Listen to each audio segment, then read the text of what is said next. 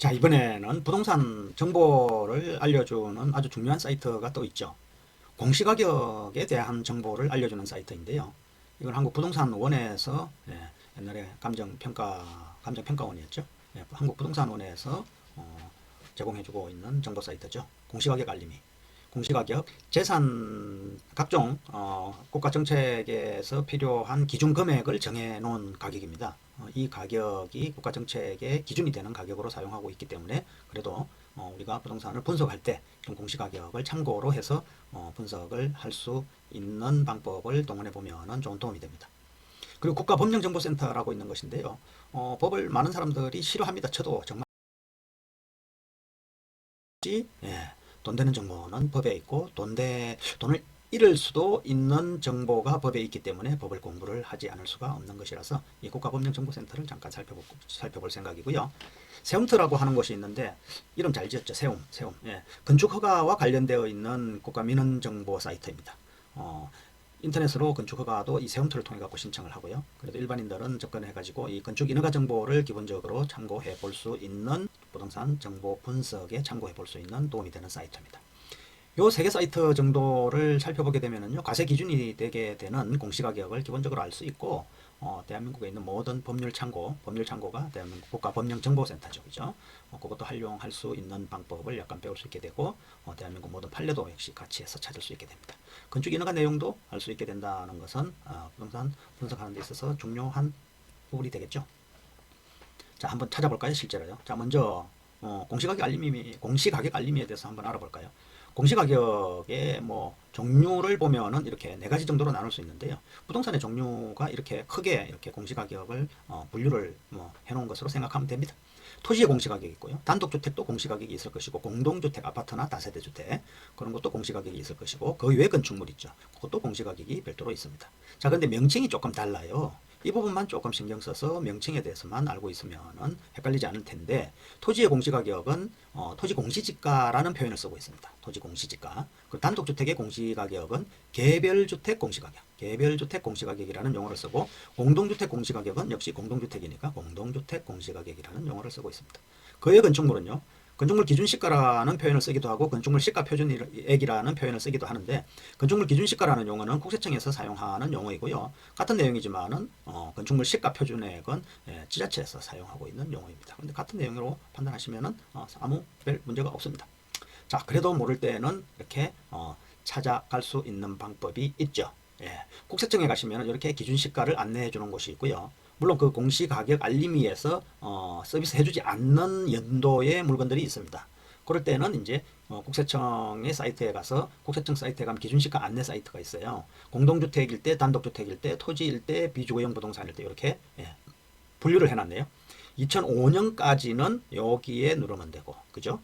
2006년부터는 국토교통부 장관이니까는 한국부동산원에 있는 그 사이트 앞에 알림이 사이트 이용하시면 되고, 단독주택과 토지는 이것도 국토교통부 부동산 공시가격 알림이 사이트에 들어가서 확인하시면 되고, 그 외 비주거용 부동산은 여기에 있는 내용을 클릭을 하시면 찾아 들어갈 수 있습니다.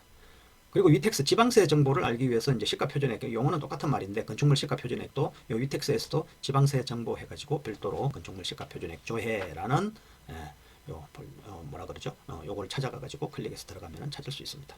이게 자세히 읽어보면은 이렇게 쭉 나오죠. 그죠? 공시가격 열람을 클릭해서 확인해라. 본 화면에는 건축물 시가표준액만 조회가 가능하고, 토지 공시가격 확인이나 이런 것들은 부동산 공시가격 알림이를 들어가서 확인해라. 이렇게 상세하게 설명을 해놨는데, 이것들을 흐트려 놓으니까는 국민들이 찾아가기가 조금 좀 번거롭죠. 그렇지만은 한번 즐겨찾기 해놓으시면 편합니다. 요 사이트, 그리고 앞에서 말씀드렸던 요 사이트 이렇게 해놓으시면 도움이 되겠죠, 그죠?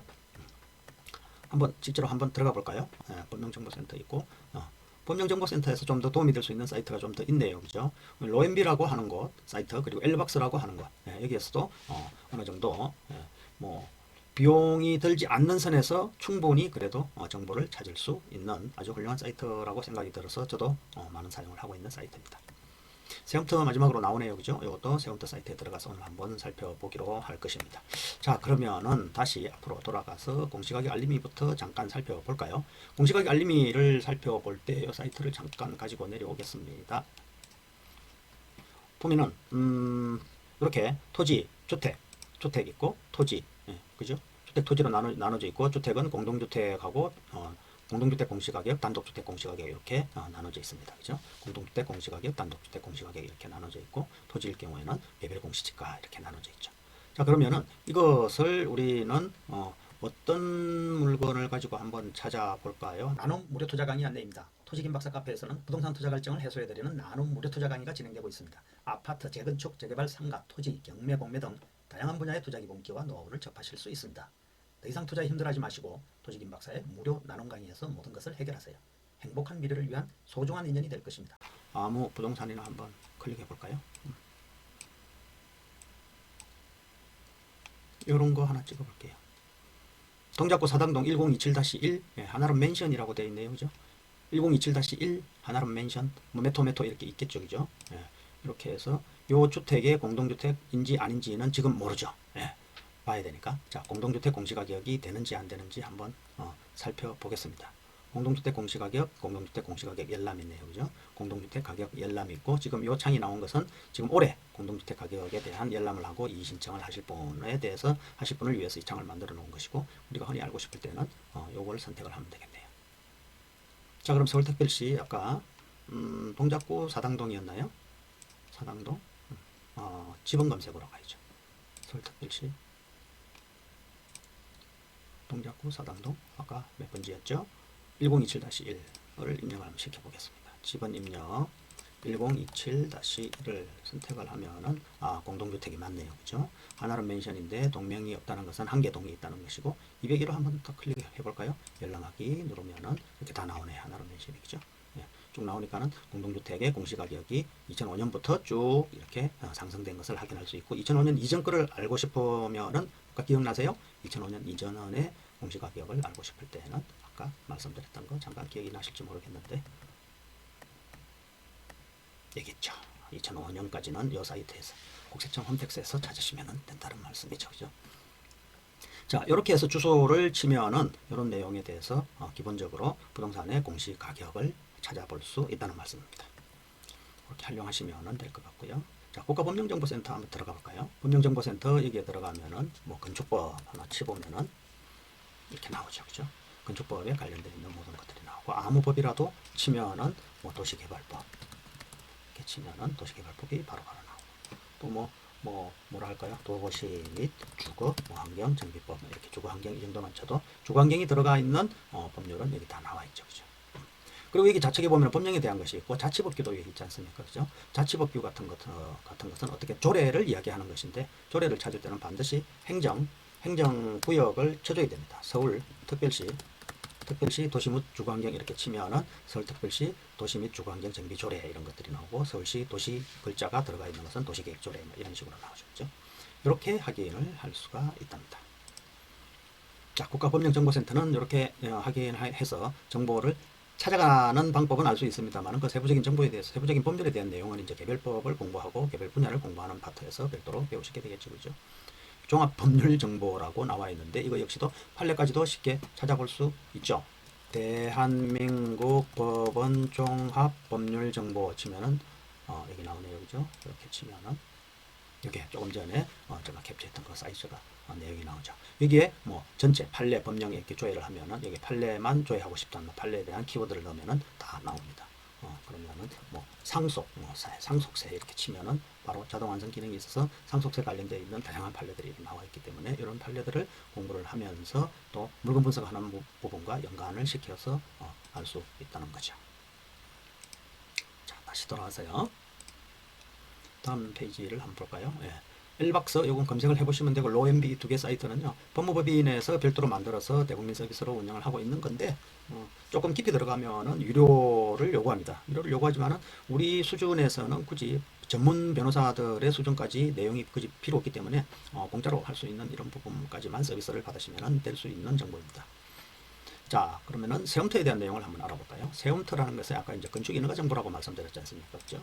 세움터라고 검색을 해보시면은 이렇게 건축 행정 시스템으로 이렇게 표시대가 나오는데, 여기 민원 서비스는 전자로 인터넷으로 건축 인허가, 주택 인허가 이런 것을 이제 신청하는 사람들이고, 신청하는 건축사나 이런 사람들이 사용하고 있는 곳이고, 우리는 정보란이 있죠, 그죠? 정보 카테고리 여기에서 이렇게 허가 신고 현황 조회 이런 것을 통해 갖고 건축 인허가 내용이 어떻게 있는지를 살펴볼 수 있는 창으로 활용할 수 있습니다. 잠깐 내려 보내시고 여기서 한번 어떤 것을 찾아볼지 경매 사이트를 가지고 제가 한번 잠깐 캡처를 해봤더니, 이렇게 짓다가 마른 거 있지 않습니까? 이런 건물이 경매 나왔을 때 이게 뭐지? 뭐 이렇게 외형적으로 봐서는 알 수가 없죠, 그죠?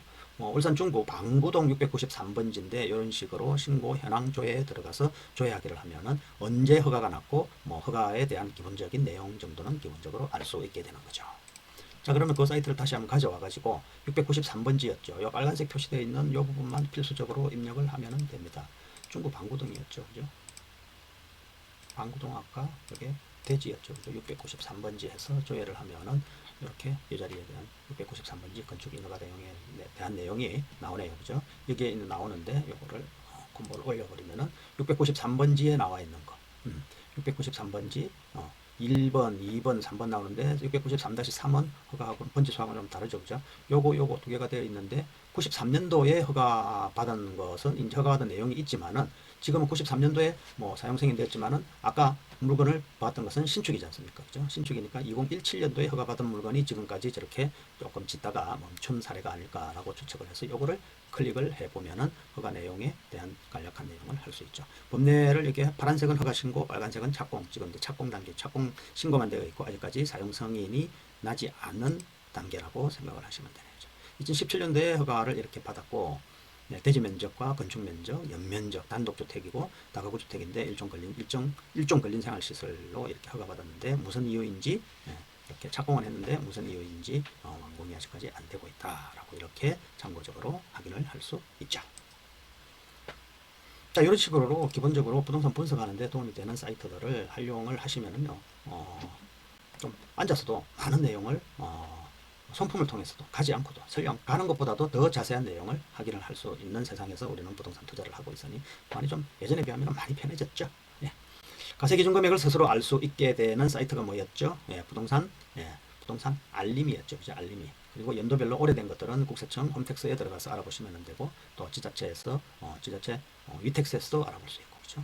대한민국 모든 법률에 대한 사이트와 판례를 궁금해서 찾아볼 때 그런 사이트를 통해서 찾아보는 방법이 있고, 시군구청의 건축물 인허가 내용을 우리는 세움터를 통해서 알 수 있었죠.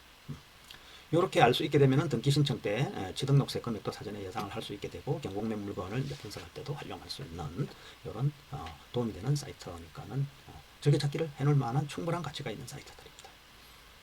오늘 주도 이해하시면은 기초가 탄탄하게 될 수 있는 것이라서 부자가 될 수 있는 자격이 충분히 있겠죠. 부동산 정보 사이트 투자 활용 방법에 대해서 말씀드렸고요. 저와의 대화와 소통이나 필요하시면 카카오 채널에 도재김 박사를 검색을 하시고 채널 추가하시면 되겠습니다.